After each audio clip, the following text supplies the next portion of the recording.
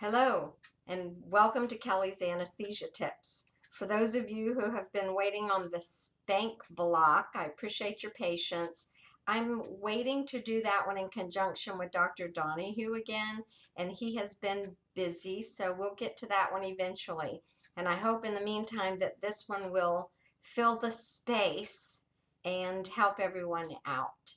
I want to give a shout out to a CODA friend, Erica, who actually posed this question to me months ago and then again recently, which tells me she's a good coder who stays in touch with the trends and questions things, which is what you need to be doing, what you should always be doing, or questioning things.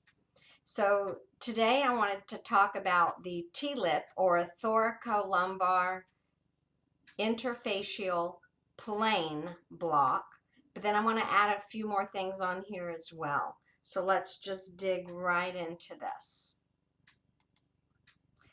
The TLIP, or as I said, lateral thoracolumbar interfacial plane block, is a block that goes in between the muscles. Now I'll tell you, I don't usually watch these videos because I don't like to watch the YouTube videos very much, but I did so I could get a better understanding of this as well. I'm going to share the resource with you, but I thought, well, if this is going into a muscle, should I be thinking of a different type of code? But it's not technically going into the muscle, it's going in between the muscles. So back when she first questioned this code, I have some notes that I'm going to share with you, and this is just like the picture. Because I'm a learner who is hands-on, I visualize when I look at things, I see and understand better. I do try to include things like this with my slides to help those of you who are like me that actually need to see things. So you may notice that I've given you links along here to find this, where you can look at all of the other information that you may need, but I'm just doing kind of in a nutshell. All right, so my notes from March of 2021, and this was actually, I was listening on a coding session where it was a good speaker and a doctor speaker. You know, we are all trying to learn some of these new blocks and codes the right way. But this one was a question that I sent or asked about. It said, all right, what is this type of code? It's not really a muscle. It's not into a nerve. How do we report that? And the response that I got during the meeting itself was this should be reported as an unlisted code, 64999. That's not unusual. We get quite a few of those nerve blocks that we are sent over to the unlisted code. The problem with those is that it does require a lot of explanation to the insurance company. So we're looking for documentation of the procedure itself. We're looking for all of our procedure reports, the ultrasound images if applicable. We're looking for a code that's similar so we can help the insurance company understand the value of the service that we're reporting as unlisted. There's just a lot that goes into reporting the unlisted codes. So my friend Erica recently sent me an email and said, I am looking at a resource that is telling me that we should or can assign the other peripheral nerve block. And I'll have slides in just a few minutes that will go into this a little bit more in depth. But her resource was the Atlas of Interventional Pain Management, written by Dr. Waldman, who is a very good resource for pain management procedures. I believe he was also head of the AAS PPM, or the the Pain Management Society. I could hop over and look at that again, but I did look at his credentials, and he's a legitimate resource. So let's look at the resource that they provided. Now, I'm not quite sure how this will work, but if I hop over to here, you're going to get to the same place that I've already put in the slides. So I'm not going to get brave and try to go outside of what I've already done here. but I've given you the link that you can get to. And if you have any problems or issues, you can always send me an email or shoot comments to me. All right, so this is the resource. It's an online ebook, which means it's just a very few number of pages. You actually have to buy the resource or have this resource to look up the entire bit of information. This is just a little bit of it, but it gives me the information that I needed to say, yes, I can see where you're getting this from and I'm okay with it.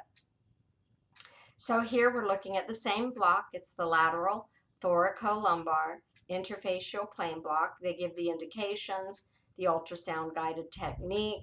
They give the CPT 2019 codes, which if there were anything published since then, I did not find it that would be contradictory of this. But as I said, this is a physician who has looked these over. And the other peripheral nerve block was the block code that was suggested. The only thing that I saw here is that this ultrasound guidance code, and I'm not sure if this was the e-line or electronic online version or what, but we all know that is not a legitimate code for an ultrasound guidance. We have to go over to our 76942, so I just pointed that out. Now, as I said, each of these slides you can get to. They do give you sufficient information to look at the actual procedure code itself, the clinically relevant anatomy, so that if you actually have a procedure note, you know what terms to look for to match this up. If you ever have questions, I always suggest talking to someone on the clinical staff who likes to teach or likes to discuss the procedures. And then the final page of that little bit that they offered online was the abstract and then our keywords. So here we have TLIP and the thoracolumbar interfacial plane block. So we know that that is a good resource. I also like to point out that you have to be careful about some of your resources. You want to make sure that they're up to date. You want to make sure that you have a good understanding about what your clinical people are doing, what your clinical staff are doing. This is a link over to MD Strategies. Again, this is a great resource, but just take things with a grain of salt here because we have to look at our resources as sometimes not being the information that we need. The other thing that I noticed is that this is from 2018, so I will include some current information with this as well, specific towards 64450. But here under popliteal block, they have 64445, which is the sciatic block. So you have to make sure, is that what you mean for a popliteal block? And I'll tell you, I've written articles about this in the past, and because coders speak a little bit different language than actual clinical people do, because we don't have clinical backgrounds unless you're a nurse or a clinical person who is a certified coder, and then, well, you're head and shoulders above most of us who don't really have a great understanding of anatomy other than what we look up. So I will tell you that years ago when I was looking this up and I looked up the popliteal, I ran across an anatomy that showed that popliteal nerve as running, and I say popliteal nerve, I presume it's a nerve, that runs all the way down the back of your leg. The sciatic is up higher toward the back of the knee area, whereas saphenous nerve runs all the way down to the ankle area. And then my confusion when I'm trying to explain to other coders is, are they doing a popliteal fossa? Are they up near the knee? Then they mean sciatic, but ask them. Or are they doing that saphenous, and there is no saphenous popliteal. I just created that in my own head when I'm looking up the terms and what I think they mean, but there is no saphenous popliteal, but there is a saphenous nerve that runs all the way down to the ankle. So if you see something like saphenous block here that takes you to the 64447, that's the femoral nerve block. So you have to make sure that they are talking about the upper part of the leg, with where the saphenous nerve is nearer the femoral area, and not the lower leg that is down toward the ankle, because that ankle block is also that other peripheral nerve. So I hope that was not too circular. As I said, I know that sometimes when we have questions we don't get to ask from the clinical staff, especially if you're in a billing company and you don't get to ask doctors these types of questions. That's what your coding friends are for. That's what the listservs are for. That's what the email your friend that you met at an anesthesia meeting is for, so that we can all reach out and try to help each other with things like this. So, don't forget those types of resources as well. All right, so if you notice down here under the nerve blocks that show the unlisted procedure codes, they didn't have the TLIP down here. But as I said, since this is 2018, that doesn't surprise me. If any of you have anything that you received from like the CPT assistant or another legitimate resource that has another suggestion for that TLIP, please shoot an email, put a comment here so everyone that watches this video can see it, but do something, to help your fellow coders. All right, now moving on, the importance. Oh, wait, sorry, I may just mess myself up here. Let me try to get back here. Bop, bop, bop. All right, here we go. So, the importance of staying up to date. I learned this recently on another phone call that I was on. I have been fortunate, I suppose, that anytime I've ever gone to an anesthesia office to do any type of consulting or auditing on site, they are very good about having all of their up-to-date coding books, all of their relative value guide, their CPT, their ICD-10s, etc. But I just, heard from other people who said they've gone into offices, anesthesia, where the coding books were so far out of date, they were still using like 62319. And that surprised me. So if you're watching this, I already know that you are the type of coder that likes to stay up to date on your coding and billing information, and you may not need these resources, but share them with a friend who calls to ask you questions. So this is from the ASA, which again is a legitimate resource for us. We're anesthesia coders. They are our go-to. And there were some changes in 2018 or 2019 about the way that they did the work values, which reminds me, let me go backward real quick to this slide that showed the relative value units as unilateral, meaning one-sided is worth 10 units, neurolytic is worth 20, and then ultrasound guidance is worth 10. This is not an actual relative value unit that you will find in your ASA relative value guide, nor anywhere else that I know of. Where you will find those, I'll share with you.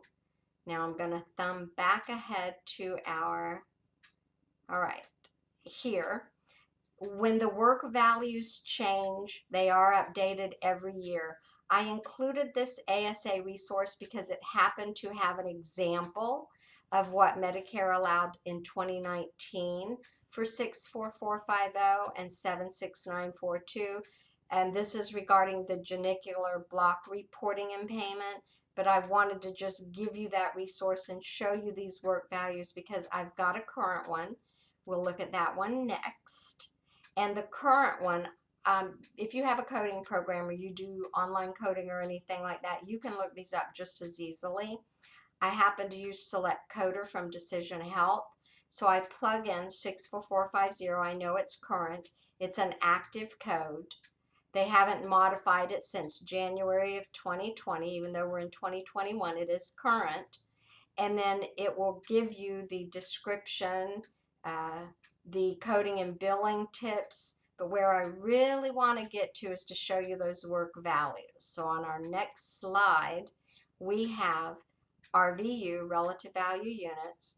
If you're in a non-facility or a facility, there is a differential. So if you're in your own office, of course, your practice expense, or PE, is going to be a little bit higher than if you're working out of a hospital or a facility where the overhead is covered by the facility itself. So your practice expense is less. But these are what you will look for in a work value, not units. That changed a number of years back. Okay, so with all of that, I hope that this discussion is helpful for you. As I said, if you are a visual person and you'd like to watch these, I didn't watch all of them. I watched enough to get me to where I thought I could do this without the help of a physician to talk about the clinical side of it. So if I only found 2 resources. One of them was from 2018 by Dr. Chen, and the other one was on January of 2019 by Dr. Chu or Zhu. I'm not quite sure how to pronounce that. I apologize for that. But if that's what you like to do, go watch the procedure on there. If you have more up-to-date information you'd like to share with us, please do so. Other than that, I like to end with a reminder to just always be kind to one another, generous with your knowledge. Again, let me thank Erica for sharing this and giving me permission to share this with you as well, because these were emails back and forth with us. And then if you would like to be notified when that next block one comes out, or if you have a specific block you'd like me to look into for you, I don't mind doing these. It kind of helps me keep up to date. It helps me when I have the time. I always do have to look for that, but it helps me, remember how to do the YouTube videos as well. So thanks again. Subscribe, do the like, and also on these doctors, if you go look at theirs, it doesn't cost us anything to do a like, but I think that it helps the people who are doing these YouTube videos. So I watched Dr. Chen's, and he didn't have a large number of them, but I added my thumbs up to him too, to kind of thank him for sharing his resources. So you guys enjoy your day, and I will talk to you again soon.